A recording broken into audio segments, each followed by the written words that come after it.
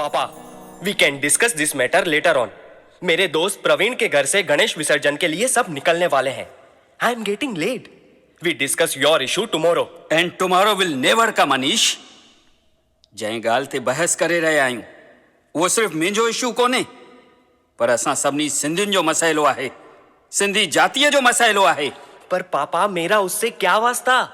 मैं कोई social worker हूं, leader हूं। पर तूं सिंधी त आहीं कि न?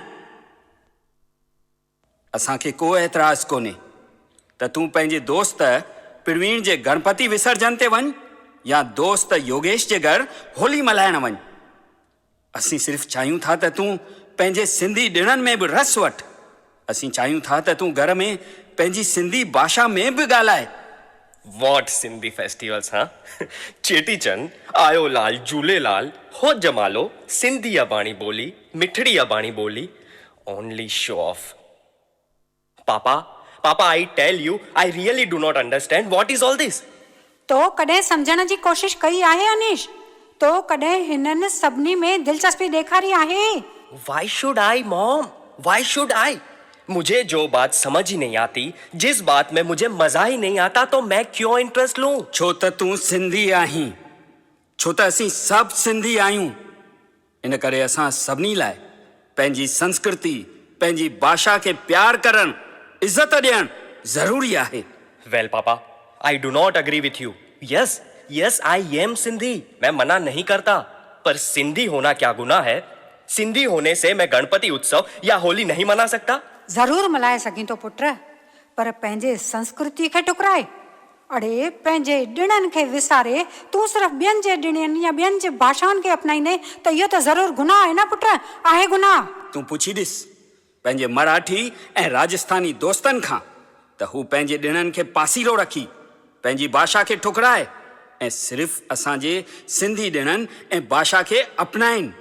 Is their lookout, Papa? It's not their lookout, my son. It's our lookout.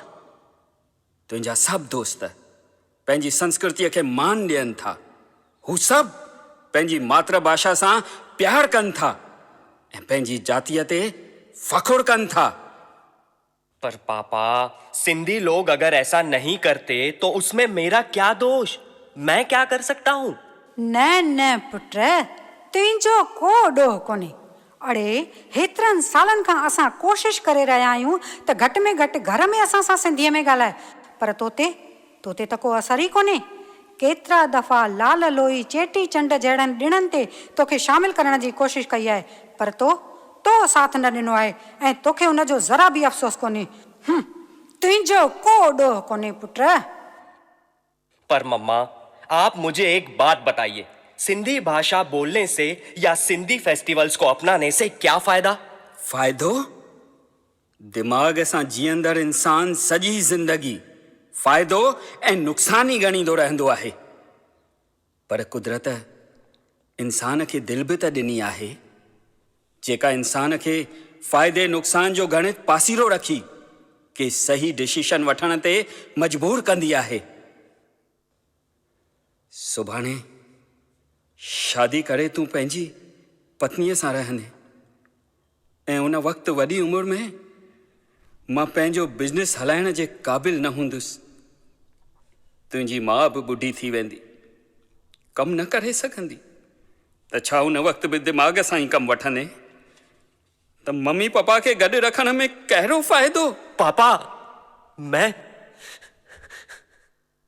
ईअं ई थी वियो आहे पुट, ईअं ई थी वियो आहे।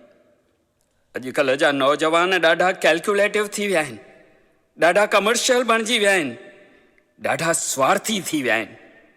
हू सिर्फ़ु पंहिंजे आनंद, पंहिंजी मौज, पंहिंजे तरीक़े सां जीअण था चाहिनि। हा अनीश, हुननि खे पंहिंजे माउ पीउ जो ई क़दुरु कोन्हे त पंहिंजी भाषा ऐं संस्कृतीअ लाइ प्यार किथां थो थी सघे? मम्मा, प्लीज स्टॉप। मैं इतना नालायक लग रहा हूं आप दोनों को कि मैं आप दोनों को।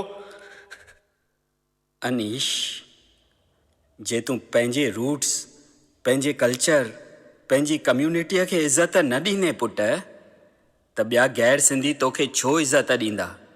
छो असांजी कम्युनिटीअ खे इज़त सां ॾिसंदा। राइट पापा।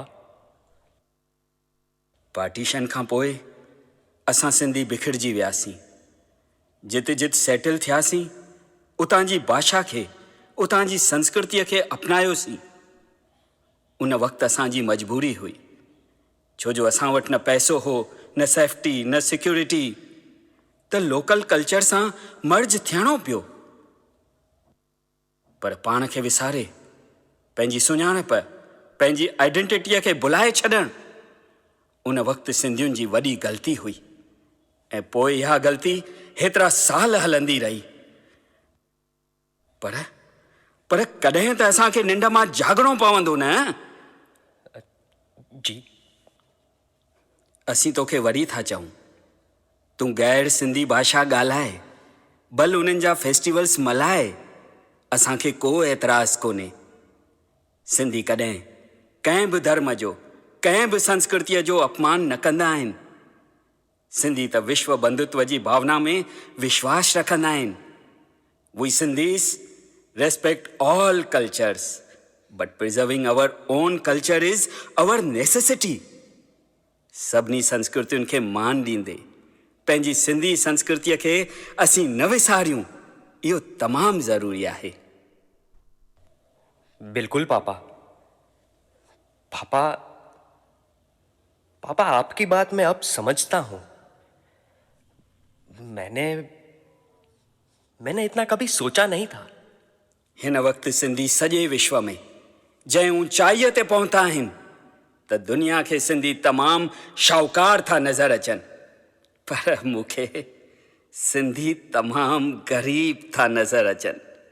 दुनिया खे सिंधी तमामु शक्तिशाली था नज़र अचनि, पर मूंखे कमज़ोर था नज़र अचनि, छो जो पंहिंजी भाषा, पंहिंजी संस्कृति, पंहिंजे रूट्स खां सवाइ इंसान अधूरो आहे।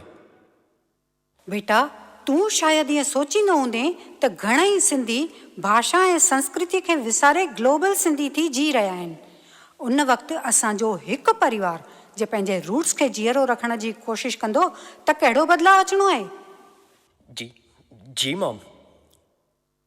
अनीश, ज़िंदगीअ में कयल हिकु नंढो बदिलाउ अॻिते हली वॾी कामयाबीअ जो हिसो बणी सघंदो आहे। पापा, मॉम, आज पहली बार आप दोनों को ध्यान से सुनने के बाद मैं महसूस कर रहा हूं कि गलती तो मैंने की है। ग़लतीअ जो स्वीकार करणु ही बदिलाव जी दिशा में खयल पहिरियों कदम आहे अनीश।